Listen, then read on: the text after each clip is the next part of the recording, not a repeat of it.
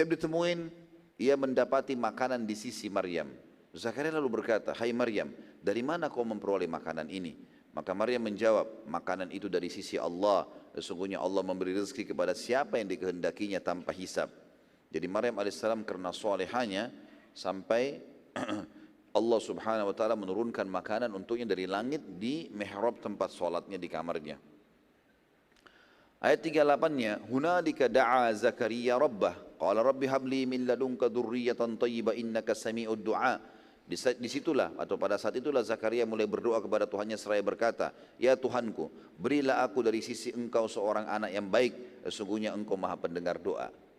Karena Zakaria alaihissalam pada saat itu sudah lama menikah dan tidak memiliki anak. Istrinya mandul. Diceritakan juga di awal 10 ayat pertama surah Maryam. Ayat 39-nya, "Fanadathul malaikatu wa huwa qa'imun yusalli fil mihrabi anna Allah yubashshiruka bi Yahya musaddiqan bi kalimatin min Allah wa sayyidan wa hasura wa nabiyyan minas salihin." Kemudian Jibril pun datang memanggil Zakaria sedang ia tengah berdiri melakukan salat di mihrabnya. "Sesungguhnya Allah menggembirakan atau menyampaikan berita gembira kepadamu dengan kelahiran seorang putra untukmu yang bernama Yahya, yang akan membenarkan kalimat, ya maksudnya membenarkan kalimat adalah kedatangan Nabi, ya, setelah itu yang bernama Isa. Dia akan membenarkan ini, dia akan beriman si Yahya yang datang dari Allah menjadi panutan, menahan diri dari hawa nafsu dan seorang nabi termasuk keturunan orang-orang saleh." Ayat 40-nya, "Qala rabbi anna yakunu li gulamu wa qad balagani al-kibar wa imra'ati akhir." Qala kadzalika Allah yaf'alu ma yasha. Zakaria lalu berkata, "Ya Tuhanku, bagaimana aku bisa mendapatkan anak sedangkan aku sudah sangat tua dan istriku pun mandul?" Allah pun berfirman, "Demikianlah Allah berbuat apa yang dikehendakinya." Ayat 41-nya, "Qala rabbi ij'al li ayah." Qala ayatuka alla tukalliman nasa thalathata ayyamin illa ramza wadhkur rabbaka katsiran wasabbih bil 'ashyi wal ibkar. Maka berkatalah Zakaria pada saat itu, "Berilah aku tanda bahwasanya istriku telah mengandung ya Allah." Allah berfirman, "Tanda bagimu adalah kamu tidak dapat berkata-kata dengan manusia selama 3 hari kecuali dengan isyarat saja, dan sebutlah nama Tuhanmu sebanyak-banyaknya serta bertasbih dari waktu pagi dan petang." Artinya Zakaria alaihissalam minta, "Ya Allah, kalau istriku hamil," karena waktu itu Zakaria umurnya tua sekali, ya. Pada saat hamil ini umurnya Zakaria 100 tahun dalam beberapa athar disebutkan dan istrinya 90 tahun. Maka Zakaria penasaran, ingin lihat, sebelum istriku perutnya besar aku sudah tahu kalau dia hamil ya Allah. Maka Allah mengatakan tanda-tandanya pada saat istrimu hamil adalah kau tidak bisa, tiba-tiba suaramu hilang, nggak bisa ngomong sama orang. Ya, dalam 3 hari hilang suara sama sekali dan kau hanya bisa memberikan isyarat. Kecuali suara Zakaria alaihissalam keluar kalau bertasbih dan berzikir kepada Allah Subhanahu wa taala.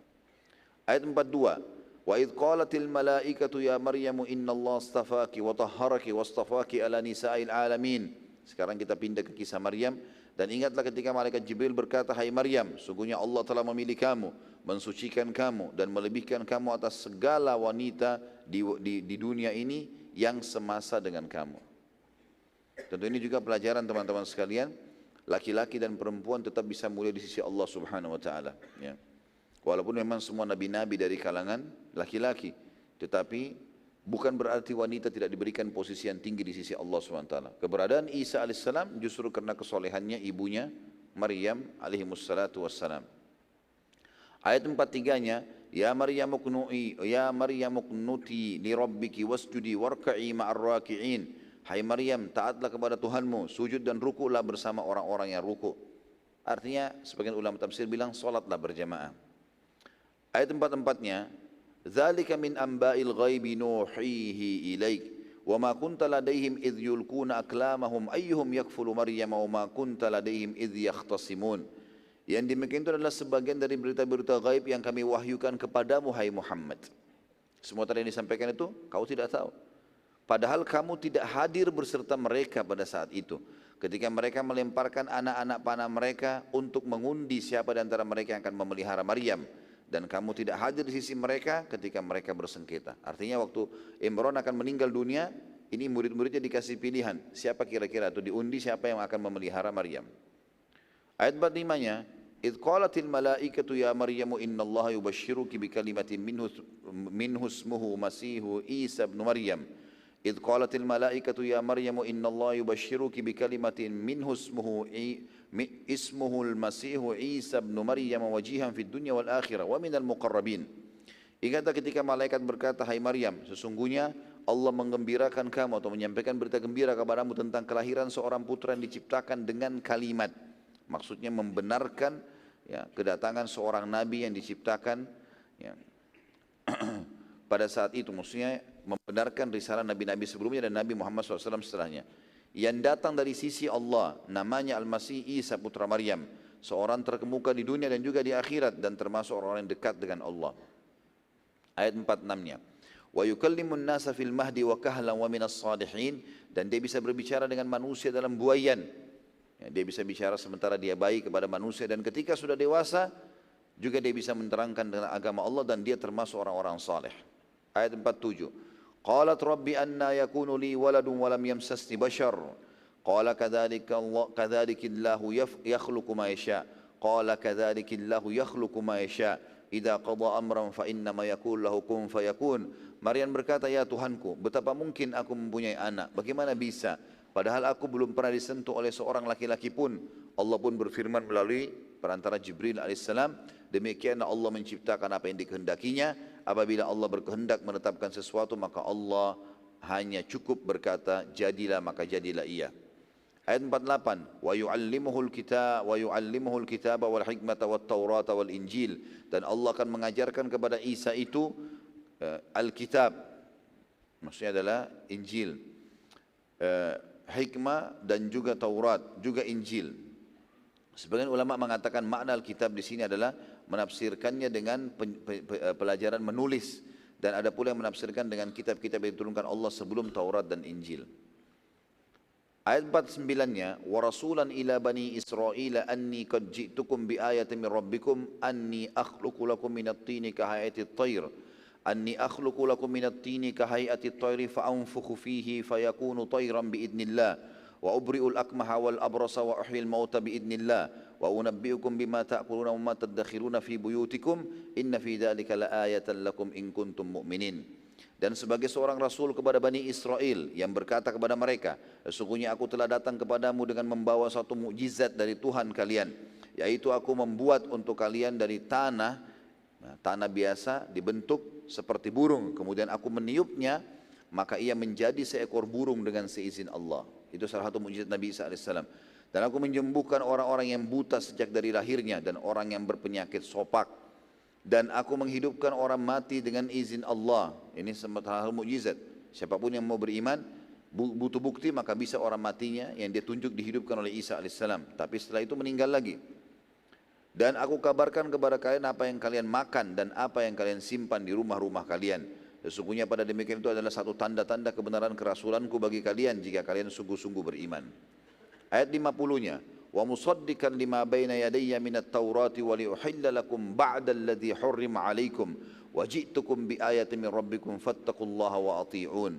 Dan aku datang kepada kalian membenarkan Taurat yang datang sebelumku dan untuk menghalalkan bagimu atau bagi kalian sebagian yang telah diharamkan bagi kalian. Jadi ada yang diharamkan dalam Taurat, dalam Injil dihalalkan. Dan aku datang kepada kalian dengan membawa suatu tanda mukjizat dari Tuhan kalian, karena itu bertakwalah kepada Allah dan taatlah kepadaku. Ayat 51-nya, Inna Allah Rabbi wa Rabbukum fa'budu hadha siratum mustaqim. Jadi ini semua nanti kita akan rincikan bagaimana dialog Nabi SAW terjadi dengan orang-orang Najran. Di sini ayat ini jelas-jelas bagaimana menggambarkan Isa AS bukan anak Tuhan, bukan Tuhan. Dan memang Isa pun berkata di ayat 51, sesungguhnya Allah Tuhanku dan Tuhan kalian, hai Bani Israel, maka sembahlah dia saja, itu jalan yang lurus, enggak boleh menyekutukannya. Ayat 52, falamma ahassa Isa minhumul kufra qala man ansari ila Allah qala al hawariyuna nahnu ansarullahi amanna billahi washhad bi anna muslimun. Maka tatkala Isa mengetahui keingkaran mereka Bani Israel, ada di antara mereka yang beriman, ada yang tidak, maka Isa pun berkata alaihissalam, siapakah yang akan menjadi penolong untuk menegakkan agama Allah? Maka para hawariyun, atau istilah ini adalah para sahabat setiahnya Nabi Isa alaihissalam. Kalau kita seperti sahabat Nabi SAW, Abu Bakar, Umar, Uthman dan seterusnya radhiyallahu anhum ajma'in. Para Hawariyun menjawab, kamilah penolong-penolong agama Allah. Kami beriman kepada Allah dan saksikanlah bahwa sungguhnya kami adalah orang-orang yang berserah diri. Ayat 53-nya, Rabbana amanna bima anzalta wattaba'na ar-rasula faktubna ma'asyahidin. Ya Tuhan kami telah beriman kepada apa yang telah Engkau turunkan dan telah kami ikuti Rasul. Karena itu masukkanlah kami dalam golongan orang-orang yang menjadi saksi atas keesaan Allah. Ayat 54-nya, wa makaru wa makarallahu wallahu khairul makirin. Orang-orang kafir mulai mengatur tipu daya. Jadi zaman Nabi Isa alaihissalam pun banyak orang-orang yang kufur kepada beliau dan mengatur tipu daya untuk membunuh Isa. Dan Allah membalas tipu daya mereka dan Allah sebaik-baik pembalas tipu daya. Ayat 55-nya, idh qala Allahu ya Isa inni mutawaffika wa rafi'uka ilayya wa mutahhiruka minal ladina kafaru wa ja'ilul ladina ittaba'uka fawqa alladina kafaru. وجائل الذين اتبعوك فوق الذين كفروا إلى يوم القيامة ثم إلي مرجعكم فأحكم بينكم فيما كنتم فيه تختلفون. Ingatlah ketika Allah berfirman, dan makna ingat dalam Al-Quran artinya pelajarilah. Hai Isa, sesungguhnya aku akan menyampaikan kepadamu atau menyampaikan kamu kepada akhir ajalmu dan mengangkat kamu kepadaku serta membersihkan kamu dari orang-orang kafir dan menjadikan orang-orang yang mengikuti kamu di atas orang-orang yang kafir hingga hari kiamat. Kemudian hanya kepada akulah engkau akan dikembalikan dan aku memutuskan di antaramu dengan hal-hal atau di antara kalian hal-hal yang telah kalian perselisihkan. Nah, jadi waktu itu terjadi peperangan antara Nabi Isa alaihissalam dengan orang-orang yang kufur di antara kaumnya, ya. Sampai puncak-puncaknya mereka berusaha untuk membunuh dan mensalib Isa alaihissalam. Ayat 56-nya, فَأَمَّا الَّذِينَ كَفَرُوا فَوَعَذِّبُهُمْ عَذَابًا شَدِيدًا فِي الدُّنْيَا وَالْآخِرَةِ وَمَا لَهُمْ مِنْ نَاصِرِينَ. Adapun orang-orang kafir, maka aku akan siksa, kata Allah, mereka dengan siksa yang sangat keras di dunia dan juga di akhirat, dan mereka tidak memperoleh penolong. Ayat 57-nya, وَأَمَّا الَّذِينَ آمَنُوا وَعَمِلُوا الصَّالِحَاتِ فَيُوَفِّيهِمْ أُجُورَهُمْ وَاللَّهُ لَا يُحِبُّ الظَّالِمِينَ. Adapun orang-orang yang beriman dan juga mengerjakan amal-amal saleh yang telah diturunkan dalam Injil pada saat itu, maka Allah akan memberikan kepada mereka dengan pahala yang sempurna, ya, sebagai balasan amal-amal mereka, dan Allah tidak menyukai orang-orang zalim. Ayat 58, 3 ayat terakhir sampai ayat 60. Dzalika natluhu 'alaika minal ayati wadh-dzikril hakim. Demikianlah kisah Isa kami membacakan kepadamu hai Muhammad sebagai bukti dari tanda-tanda kerasulannya dan membacakan Al-Quran ini kepadamu dengan penuh hikmah. Artinya kalau bukan Nabi SAW, Nabi tidak mungkin bisa merincikan seperti ini. Ayat 59, Inna mathala Isa indallahi kamathali Adam khalaqahu min turabin thumma qala lahu kun fayakun. Sesungguhnya perumpamaan penciptaan Isa di sisi Allah adalah sama dengan penciptaan Adam. Allah menciptakan Adam dari tanah, kemudian Allah berfirman kepadanya, jadilah seorang manusia, maka jadilah dia. Ayat 60-nya, Al-haqqu min rabbika fala takum mimman mumtarin. Apa yang telah kami ceritakan kepada Muhammad Muhammad ini adalah benar, yang datang dari Tuhanmu, karena itu janganlah kamu termasuk orang-orang yang ragu-ragu. Allah Subhanahu wa taala menjelaskan panjang lebar pembicaraan Nabi SAW dengan para pemuka dan pendeta wilayah Najran. Dan ayat-ayat di atas menggambarkan tentang dakwah Nabi SAW kepada mereka. Karena mereka datang lalu mereka menanyakan tentang Isa alaihissalam dalam Islam.